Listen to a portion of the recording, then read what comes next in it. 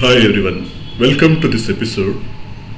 In this episode, I am going to show you a game between myself and Grandmaster Sriram.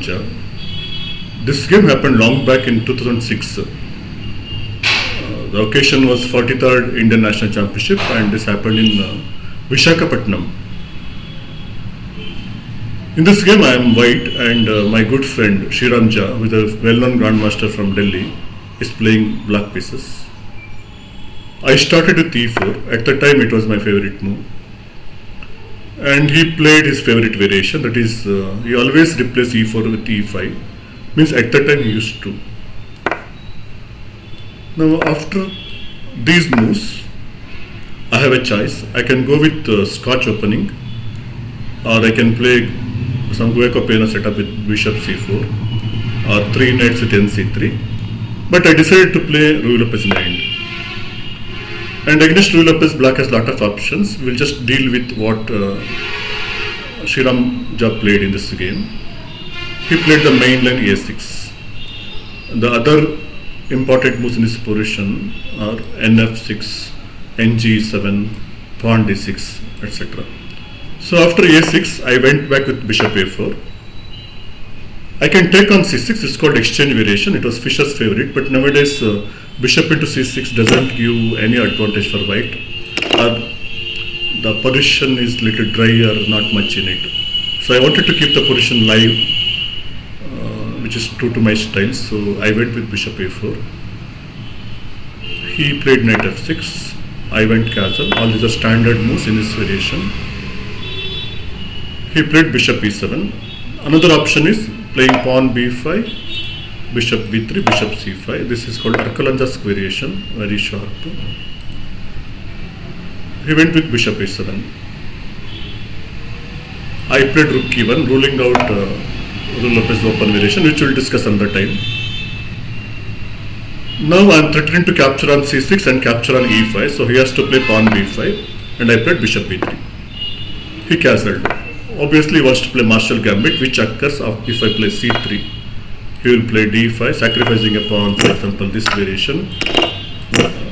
This variation is very good for black, I suppose, so I didn't want to face Marshall. So, in this position, I played anti-Marshall variation, that is d4.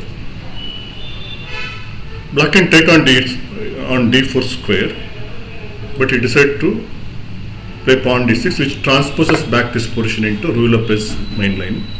I have to play c3, I played it. Now black's main move is bishop g4, which he played. Now he simply wants to capture on f3 and put pressure on d4 pawn. I played pawn d5, which is the main move here. Knight f5, the right move. In this position, this piece is more valuable than this knight. So temporarily I have to defend it.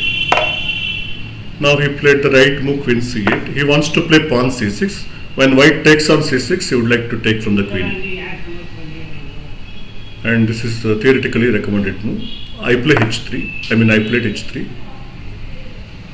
If he goes bishop h5 here, trying to maintain the pin, I have this maneuver, knight bd2, knight f1, knight g3, and white will be slightly better. So he went to d7, which is the rightmost move. I continue developing the pieces. He has to attack this d5 pawn of mine. So c6 is the right move. I captured on c6. He captured on c6 with the queen. I continue with my knight maneuver. In the end, it should reach g3. From afterwards, I can play for some sort of kingside attack. So black went nc4 and I continued with ng3. This is a very important position where both sides should be careful. White is about to launch a kingside attack if given a chance. Black played the best move, rook f8.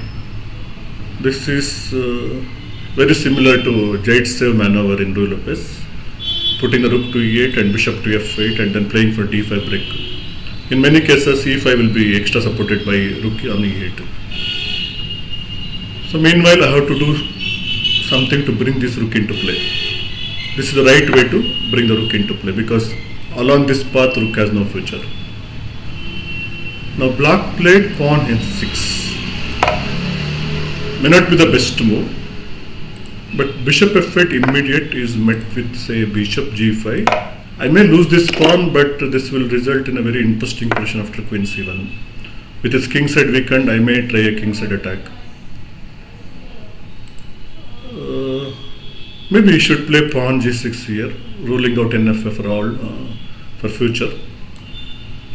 Anyway, he went with h6, so game became very interesting. The move h6 allows me to play nh4. Now one of my knights will land inevitably on f5 square, because g6 is no longer a possibility. h6 pawn will be hanging in most variations.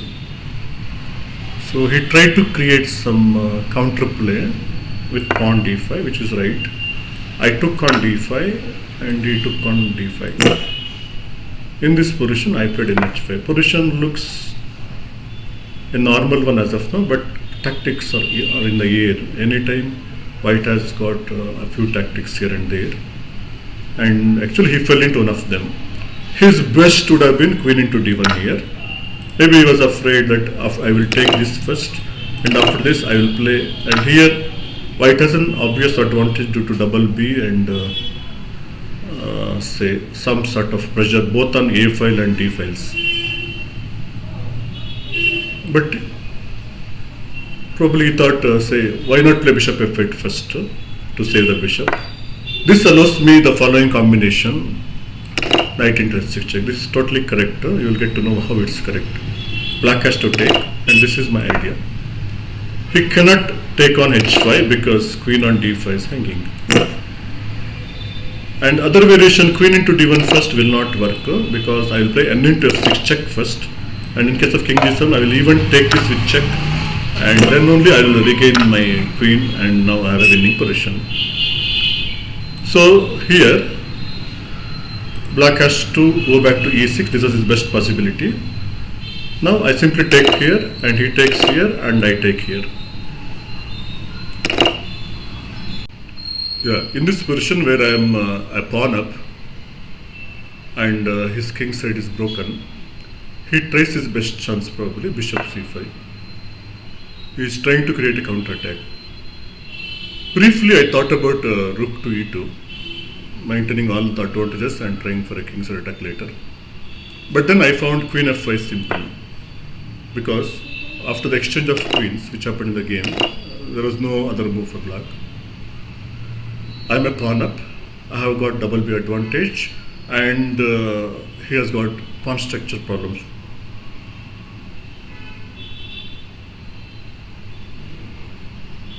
He played rook d8 here. If I take on h6 immediately, b2 pawn is hanging.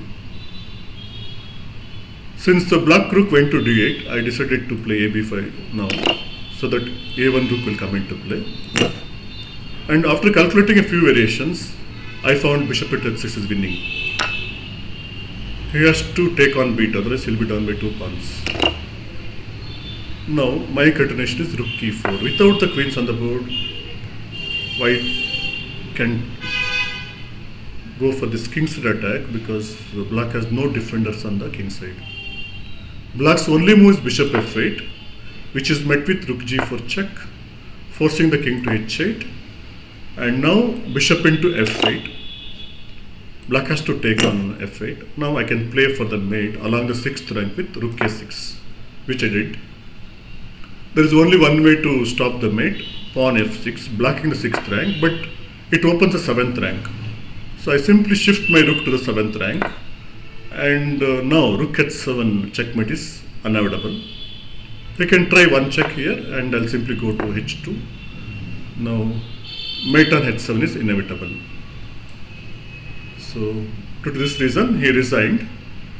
This is one of my favorite miniature games, and it also came in an important round of the national championship. Thank you for watching this episode. If you like this episode, please subscribe to our channel. Thanks again.